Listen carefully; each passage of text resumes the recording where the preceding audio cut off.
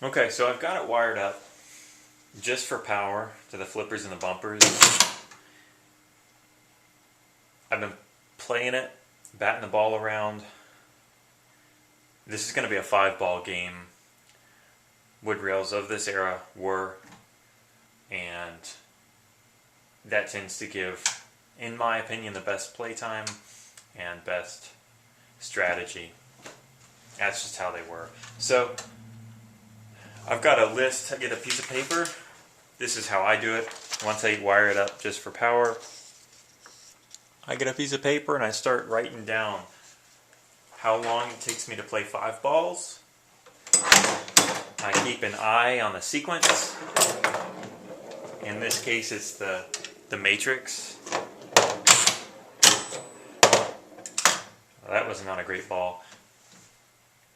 And so in my head, I just play along and see how far I get in the sequence. So on this game, game is called Snake Eyes. This is a die pattern. The pip's on a die. So at the beginning of the game, you'll start with 1 button lit. When you hit the lit button, you get 2 lit. And those go out when you hit them. Then you get 3 lit. And all the way up to 6. The idea is when you complete 6, you'll get a free game. And maybe something else. Maybe it'll light another feature. I don't know.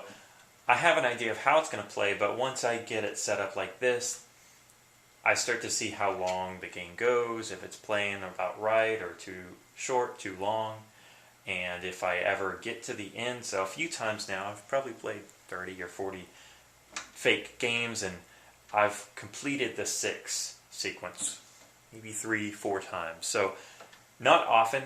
I do want it to be difficult, and there will be multiple ways to win. At this point, it's hard to say. I think I like it. I think I'm liking it.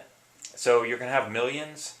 You're also going to be able to win on points. A lot of these old games had 2 scoring systems. So you could win on your millions, your high score. For example, this is Marble Queen, and you've got the high score. You also have points, which count in ones. And a lot of games of this era did that in some form. And anyway, that's my idea, is have 2 scoring systems. And I had the idea that these kick-out holes would give you some number of points. And they kind of kick back and forth. Sometimes they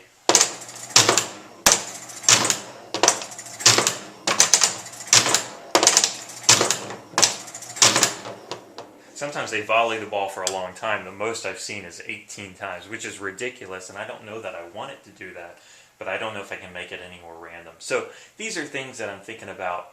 In my head, I've already changed some of the rules of what I thought it was going to do, just because I realize it's going to score too high,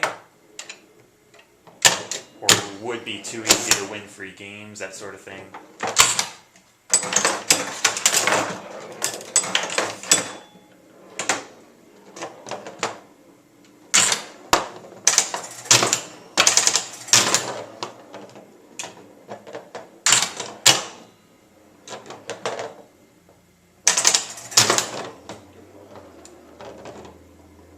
So for example, I had the idea that based on your progress in the sequence, would be how many points you would get for each kick-out hole. So if you were at 4, you would get 4 points, but then I started playing and how many times you would get it to go back and forth. I thought, oh, you'd rack up points way too fast. And so now I'm thinking, then I thought, oh, it could be based on how many outlanes you've hit, or even maybe how many balls are in the gobble hole. So anyway, that's how it goes.